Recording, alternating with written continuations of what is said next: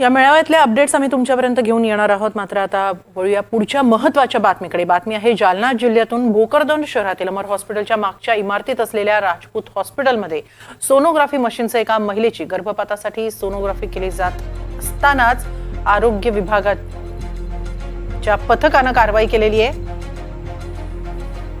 गर्भलिंग निदानाची चाचणी सुरू असल्याचा संशय आला होता आणि त्यानंतर ही कारवाई करण्यात आलेली आहे। सोनोग्राफी करताना रंगे हात पकडण्यात आलेला आहे। भोकरदनमधील प्रसिद्ध डॉक्टर विरोधात कारवाई करण्यात आलेली आहे। यापूर्वी सुद्धा छत्रपती संभाजीनगरमध्ये अवैध गर्भपात प्रकरणी कारवाई सुरू असताना भोकरदनमधून देखील अनेक डॉक्टरांना अटक करण्यात आली होती।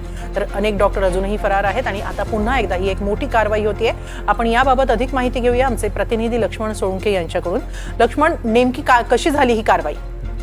आपण बघू शकतो हेमाली की अनेक दिवसापासून भोकरदन शहरात पोलिसांच्या ज्या कारवाया सुरू होत्या। संभाजीनगर जिल्ह्यातील सिल्लोडमध्ये जे गर्भपाताची प्रकरण घडलं होतं, या प्रकरणी अनेक डॉक्टरांना अटक करण्यात आली होती आणि अनेक डॉक्टर फरार होते। त्याच दरम्यान भोकरदन शहरात अशाच प्रकारचा गर्भपात चाचणी केल्या जात असल्याचा संशय अनेक दिवसापासून आरोग्य विभागाला होता आणि आज आरोग्य विभागाच्या पथकाने 4 वाजता ही कारवाई केलेली आहे। 4 वाजता ही कारवाई करत असताना डॉक्टरांना त्या ठिकाणी ज्यावेळेस रेड करण्यात आली त्यावेळेस त्या ठिकाणी एका महिलेचं गर्भ निदान केल्या गेल्याची माहिती सुद्धा समोर आलेली आहे। यावेळी डॉक्टरांसह त्या ठिकाणी विभागीय आयुक्त, विभागीय पोलीस अधिकारी यांचं सुद्धा पथक त्या ठिकाणी दाखल झालेलं आहे।